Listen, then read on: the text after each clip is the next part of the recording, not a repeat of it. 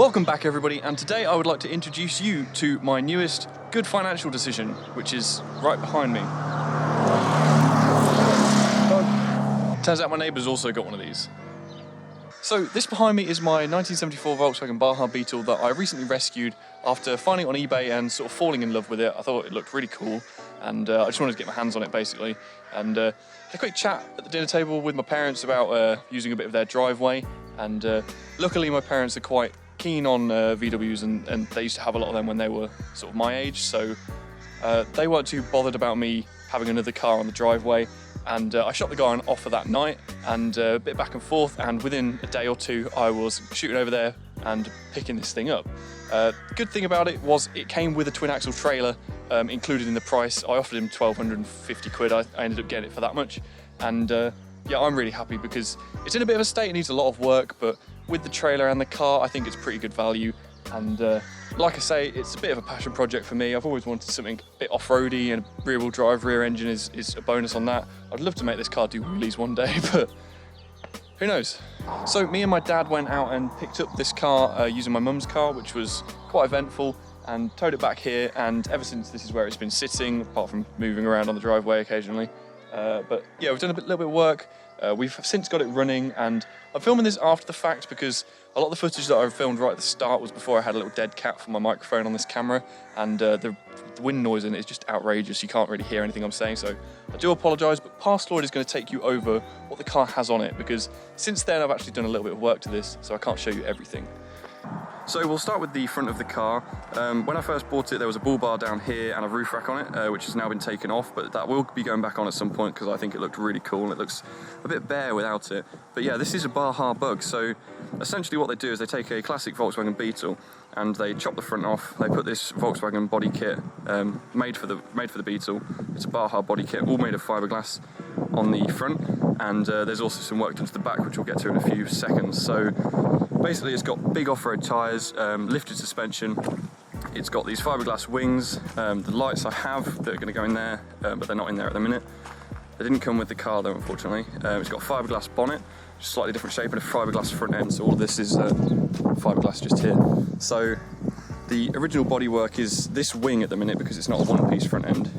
Somebody's fiberglassed over, this is where the stock fuel cap would be. So you can sort of see some fiberglass work down here.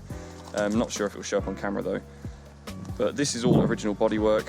The roof is all original, the doors are original. All the way back to here, we've got some aftermarket scoops on here, aftermarket rear valence with this aerial on it, aftermarket skirts, big rear tyres, and again lifted suspension, different shocks. And at the end, back here, we've got basically the back's cut off as well, and that lets you just see the whole engine. I think it's a really cool look, and we've got this engine cage here and a different exhaust pipe to stock. So yeah, that's pretty much it. I've got these jerry cans on the side. I've got these sort of, I don't know what they're called. And as you can see, Mad Dog Airsoft, it used to be at an airsoft site.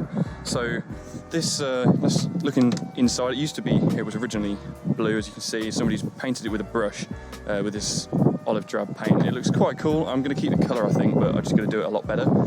It had these cheap bucket seats in there with some racing harnesses and a cage that somebody had put in really badly and really dangerously mounted on some box section, not attached to the chassis at all. Not pleased with that. I'm going to be going over that and probably reattach that so it would actually work in a rollover, just in case. But yeah, this is the stock fuel, not the stock fuel tank, sorry. This is what the previous owner thought would replace the stock fuel tank. So this is I believe it's out of a boat. Somebody might be able to correct me, but I believe it's out of a boat, and he'd moved the fuel filler up onto the roof, so there was a pipe going down that connected that to the top of the fuel tank there, and then from that fuel tank it fed into this pump down here, which is just a really cheap fuel pump which is not up to snuff, and it didn't self-prime, so you had to blow into the fuel tank to get this to prime, and it only puts out about 1 psi of pressure as I measured it. So I'm not sure if this has always been like this, or this is just something that's died over time as it's been sat for 5 years. But yeah, this is crap, and that's been taken out. I'll show you what I've done to the fuel system at some point, but the reason that they'd put the fuel tank in the back is because, as I discovered, the fuel line that runs through the centre of the chassis was completely gunked up, and I don't know what is in there. It feels like tar, but we couldn't clear it, or couldn't do anything with it. So I've ended up having to pull a new fuel line through here, which is a lot more difficult than it sounds, because essentially you've only got, under this bag of rubbish, you've only got that inspection panel down there and nothing else, pretty much. So yeah, that was a bit of an ordeal trying to get that fuel line all the way from the front of the car to the rear of the car. It's got a Land Rover airbox in there, which is being fed by these scoops. That needs a bit of work done to it because that is messy and awful. Battery's been moved up here. There used to be rear seats in here, but the previous owner's taken these out. The interior is not too bad. The door cards are serviceable, just need a bit of cleaning up. The interior, he's brush painted all this with green as well, including the dashboard for some reason. Taking all this stuff out of it. These are the old horns that were on the car, which I really like the idea of. So we've had these in the shed for ages, off of a truck or a train or something, I don't even know. These are going on the car because I think they're going to be really cool and really fun. So yeah, those horns are going to be going up back on there. This is all the metal that I've cut out of the car. I'm keeping this because I've been using it for bits and bobs, but the seat mounts that he'd made up were made out of this, which is, as you can see, it's not really the strongest material. You'd want to be sat on this whilst you're going down the road at 60 miles an hour, if this car will even do 60. Yeah, not good.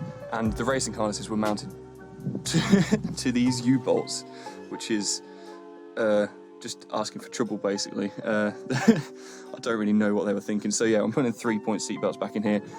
Personally, I'm not really a fan of harnesses, especially for road cars, because I like to be able to lean forwards, and around where I live there's a lot of junctions where you can't see unless you lean forwards, and with a harness on you can't do that. So I want to put 3-point seatbelts back in here. It does have the mounts at the top behind the roof liner here. You can sort of feel it just there, and at the bottom here, and then the other side will either bolt to the chassis tunnel there or bolt to the seat, depends, because I've got some Subaru seats for this out of a Subaru WRX, which I'll show you in a bit, but they'll be going in here. These seats will be going out and I'll sell them off. The smoke windows will work. Look at this. It's one of the coolest things about a Volkswagen. The stock aerial, unfortunately, has been broken off, so I'm going to see if I can use that back one for something. I don't really know. But yeah, that's pretty much it for the interior. It needs a good clean. It's all full of mud. This was used at Santa Pod in the off-road course, at Bug Jam and things like that. So it's been a used and abused car. Underneath, it looks pretty much the same sort of state. It's been undercoated, but in places it's flaking off. It's got a few holes and a few rust spots. Let me show you what's under the bonnet. So this, you can see a lot of the original paint in here. This is the original colour. Obviously it's really dirty, and I've had to do a lot of work. I've spent a lot of time under here sorting stuff out. So I'll show you some pictures of the before, but essentially there was a bar welded across here, there was a bar welded across sort of from here, and all of these brake lines were completely corroded and broken. This one wasn't even connected, and I see why. It's because if you go full lock with this, it actually goes tight. So yeah, this bracket needs moving out. He was also missing this sort of clip here that holds the brake pipe in place. So I've made one of these out of a bit of saw blade, a bit of spring steel, and yeah. But then I discovered this actually needs moving over. I think it needs moving further forwards here. So I'm going to cut that off, weld it back here, and then bend it out a little bit so it's a bit closer to where it needs to go. It's got a disc brake conversion, so it's not stock drum brakes on the front. It's got, as you can see, aluminium fuel cell that I bought. So this is going to be the main source of fuel, and then I'm going to use the 2 jerry cans on the side as sort of backup fuel, because obviously I don't have a fuel gauge in this. So I'm just going to go until I run out and then fill up and then go some more. That's the plan anyway. But that runs into this, which is a genuine facet fuel pump. This is the 7 to 10 psi fuel pump. And that goes into the chassis tunnel there, runs all the way through to the back of the car. I've redone some of these brake lines already. Some of these need just adjusting slightly. It's got, as you can see down here, all the crap that we've taken out of here. This brake fluid reservoir up here, I want to move this down under the under this sort of, this is where the stock fuel tank used to go. So I want to move it under here because I want to be able to put something down there and then carpet all of this. So it's just like a really nice, there'll be like a rubber grommet here where the fuel line goes through, and the rest of it I can use for storage, and I can put things, if I need to transport anything, I can put it in the front of the Bug. There's some pretty serious rust repairs gone on at the front here, so you can probably see all of this is not how it normally is. The previous owner tried to do some of this, but it was a terrible welder, so I've sort of sorted it out. He put lots of bracing from here to the firewall and basically just joining non-structural places to structural places, which is a really stupid idea. But I've corrected all of that, I've cut out all the rust, plated it, gone along here with a welder and welded, because the frame head here, they call this Napoleon's hat. This is supposed to be attached to this bottom piece, and it wasn't. You could see light through the gap under here. So sorted all of that out. Same on the other side. I had to rebuild a body mount over there where the body bolts to the chassis. So that's all been redone. This is a bit of Audi TT panel. Unfortunately, my welder is not adjustable enough to be able to weld this thin of a material, so I've just been blowing holes in it whilst I've been trying to weld it on. So at some point I need to get hold of a slightly more adjustable welder or a TIG welder or something, so I can do some thin stuff, so I can repair the rest of the holes that are in this well, it's not a firewall, is it? But in this sort of bulkhead here. These body mounts here are not attached to the car at all, but similar sort of story. It's too thin to weld, as you can probably see there. I've tried, and it's just too thin. It just blows its holes in itself. So I'm probably going to cut this all off, put a bit of box section across here, and rebuild the body mounts from scratch, basically make it all strong, so the front of the car is actually attached to the rest of the car, because that's normally a good idea. You don't really want to lose that. But yeah, it's a bit of a rat's nest back here. It needs some wiring work. You can see where the other side of the stock fuel filler is. So that used to be there, but it's now gone. Yeah, temporarily wired in the fuel pump just to be on with the ignition, so it's just a switched live, which is not ideal, because obviously if I have a crash in this car, I'm probably dead anyway, but if I'm still alive for whatever reason and the car's on fire and the engine's stopped, this is still going to be pumping fuel onto the fire, which is a pretty bad idea. So basically that fuel line then runs from the front of the car all the way back here to the back of the car, and comes out sort of, you might be able to see it down there. No, you can't really see it. It comes out of the chassis down there and up into this fuel pressure regulator. This then regulates the pressure down to from 7 or 8 or 10 or whatever it is that gets through here, I'm not entirely sure, down to 2.8 to about 3 psi into the carburetor. And this now runs and idles and everything lovely. I'll put some video in here for you of last weekend when I got this running. Hold on, so before we get into that, we're getting a bit ahead of myself here, and I basically just wanted to take you through what happened when we first got the Beetle back to my house. So essentially I was quite excited, as you can probably imagine, to get the car running for the first time. So that weekend, like a day later, I got Ben and Adam, you probably know them as Stonewall Doon and Peglegs Monsoon. They came back up to mine, and we basically just tinkered with the car and tried to get it fired up so we could take it for its first drive. And turned out I didn't actually need that much. So the alternator was just, it just needs a charged battery, and there were some wires that were disconnected that just needed to be connected up again. And we gave the carburetor a thorough clean and gave it some fresh fuel, because the fuel that was in the tank was all right, but because of the roof-mounted filler cap thing, it also filled up with water. So it had water and fuel mixed together in there. So I've drained that out, and I'm going to try and separate it, because apparently you can separate fuel and water, so I'm going to give that a go, so I can just use it around the garden and stuff for lawnmowers and things. But yeah, we gave it fresh battery, fresh fuel, gave the carb a clean and half a can of Easy Start, and it fired up.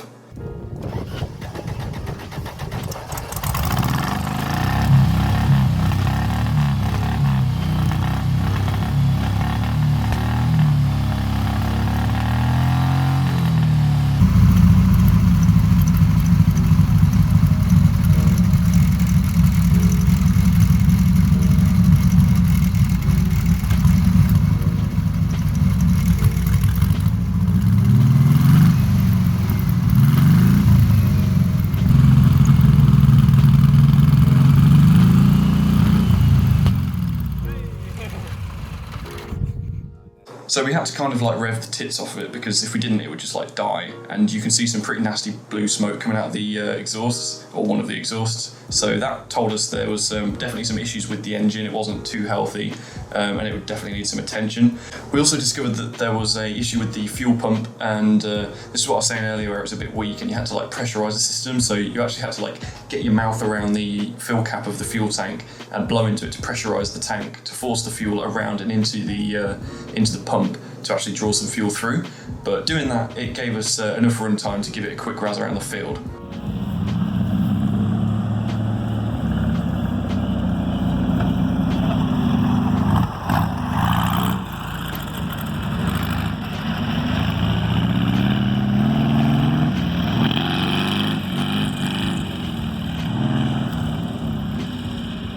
So that was a lot of fun, and I'm really glad I got to drive the car, because obviously I spent all this money and I didn't even know if the car ran. So it was nice to find out that it does, but we also found out some of the things we need to go over and where it needs attention, which is definitely nice to know at that stage.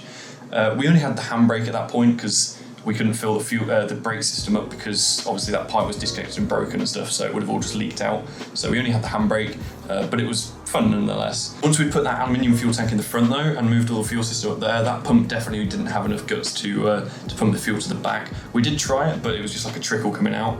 The problem was it's obviously got to then go the entire length of the car rather than like a foot to the engine, so it wasn't idling, it just would die on you, and there just wasn't enough fuel for the engine to run. For those of you that don't know, the stock Volkswagen fuel pump is actually attached to the engine, and it basically sits on top of the engine, and there's a little pin in there that goes up and down on a diaphragm, and that's what pumps the fuel from the front of the car to the back.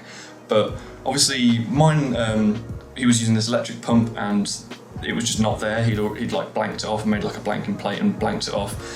So he was just relying on that electric pump. So I could have put a mechanical pump back on there, but I wanted to go for an electric pump because I get a little bit more juice out of one of them, and if I want to go for like twin carb setups down the line, I'm going to need a little bit more fuel pressure, and that allows me just to sort of like turn up the fuel pressure on that regulator and give me a bit of headroom. That's why I went for the 7 to 10 psi one rather than like a low pressure fuel pump. But yeah, that's all installed now, and I'll show you the video here of that fuel pump and that fuel system working.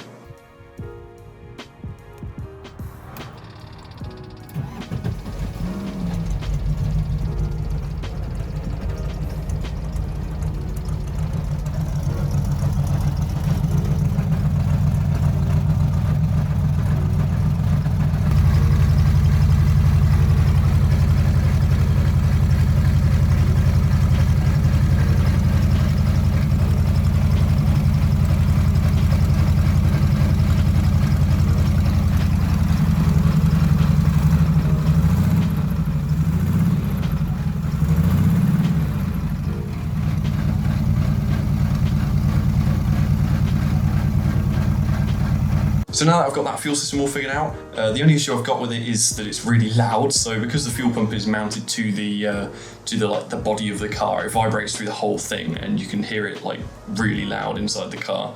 So I've got some soft mounts. I'm going to like soft mount it there, and hopefully that'll quiet it down a bit. But that's the only issue, and I can deal with it if not. But anyway, back to Pasteloid.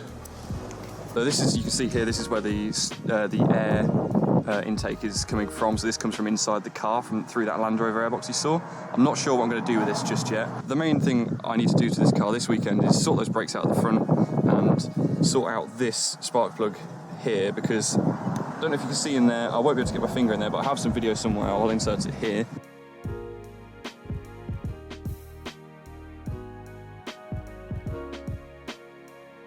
As you can see, this is pretty stripped. It's not going to hold driving it at all, because the spark plug hole is completely stripped. So this engine's coming out, head's going to come off. I'm going to repair that thread, and whilst I'm at it, I'm going to completely go over the engine, because I don't know when it was last rebuilt, and I'm going to do all new gaskets, new oil, re-hone everything, make sure all the cylinders are okay, piston rings are fine, barrels are fine, no scoring, heads are all fine, valves are all fine, springs, retainers, all that. Just go through the whole car, basically, the whole engine, and make sure it's all up to scratch.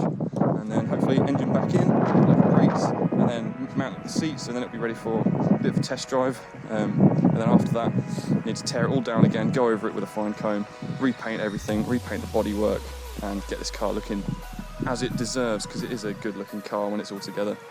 So that is basically how the car sits at the minute. There's a lot of work to go into this still, and there's going to be a lot of nights and a lot of late evenings working on this. But thanks for watching this video, guys. I'll catch you in the next one when we're going to do way more work on this, and I'll see you there.